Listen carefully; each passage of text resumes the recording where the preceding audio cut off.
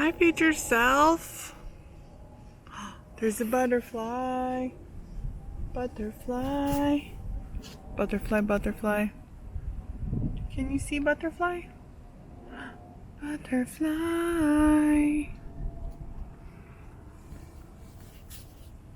I am chilling outside on the deck.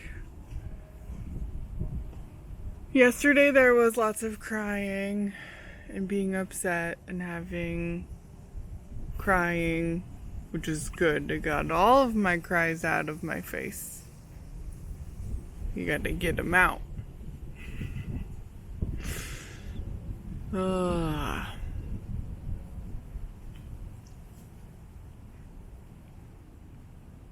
But Steve and I have been talking forever and ever about gardening and having raised beds for vegetables and rain catchment system and all these things in our very overgrown yard. So overgrown. We have been talking forever about how we want to change it.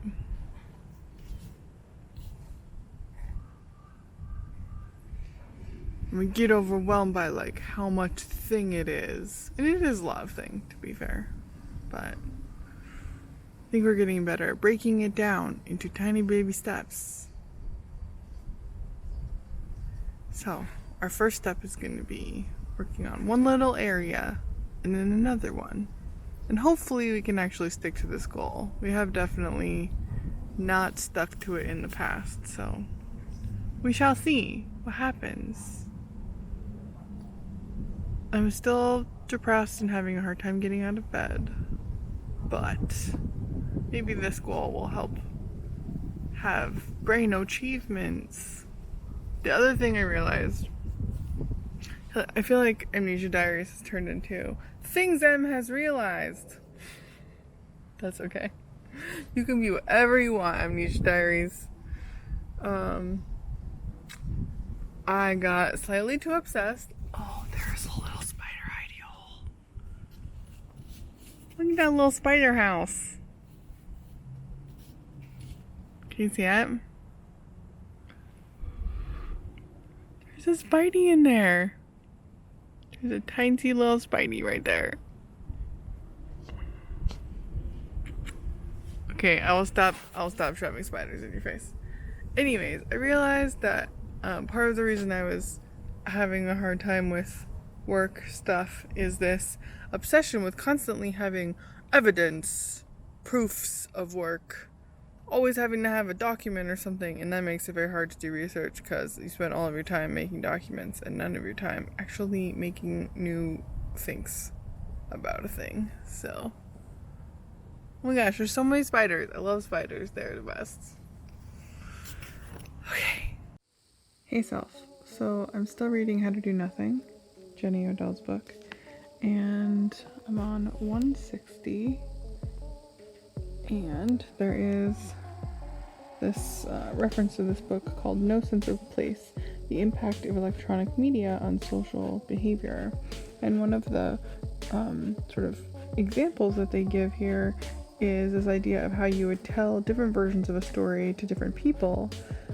If you were telling it to your friends, it would be more adventurous, your family would be cleaner, to your professors it would be more scholarly.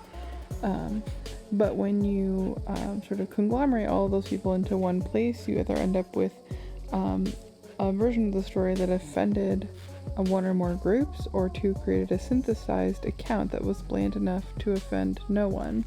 And this is sort of used as an example of sort of what social media is this giant room with everyone in it, which causes context collapse. I really like that term, context collapse. And that when you speak in a room with everyone in it, you get these sort of race to the bottom effects. And I was thinking about that in terms of Amnesia Diaries, because if social media is not sort of one thing, that's why we have words like Black Twitter. It's its own room, but a room that can be viewed publicly.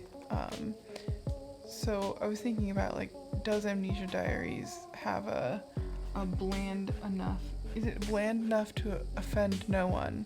The fact that sort of my family can watch this, my friends can watch this, my boss could watch this. It has a public accessibility, but due to the way that I make it, it creates its own room, essentially. I guess I'm feeling like this project doesn't feel to me bland enough to not offend anyone, while also sort of creating its own room effects. I don't know if that's true or not, but I definitely don't identify with this idea that because this has the possibility of existing inside of a larger sort of industrialized attention economy, therefore it must have the same aesthetics and social mores as things with like huge audiences, for example. But I don't know how you feel, future self, about like what the quality of these memories is and how their public life is affecting the way that I am speaking to you. Yeah, it's curious. If we imagine a collection of these rooms as an ecology of context, it's hard not to see social media as a contextual monoculture. When Morovitz observes of this one large combined social situation that certain types of behavior will become impossible, I'm struck by two of these behaviors in particular. So I guess, is it possible to resist the contextual monoculture of social media while still existing inside of and utilizing those technologies' benefits? Maybe specifically because I do not speak with a completely generalized audience. I only actually speak to you, future self. I don't run into these problems as much about being able to differentiate ourselves. But this line I thought was great. Express different selves over time. Because that's one of the goals here, right? Is to express different selves over time, is to show myself changing in order to allow you, future self, to have a person to compare yourself against, essentially. But I agree with the reading insofar as I know that there are things that I don't include. I don't include my friends' kids, for example. I don't include intimate conversations with my friends. There's a lot of things I don't include. And so there is a washing, maybe? There is a filtering of them, partially because they're public. But I think also that filtering is due to, how to put, a faith? I hate using that word. A faith in that those memories are held by other people. I feel like we've talked about this before. Oh no, am I repeating myself endlessly? Is that what Amnesia Diaries is? I just repeat myself forever.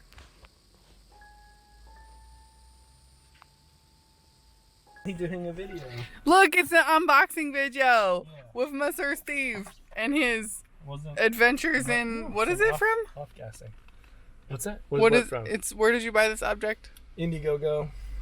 I started ordering stuff on Indiegogo like 3 years ago, and then stopped about a year after that because I learned the hard way that I got burned only once. One product turned out to be a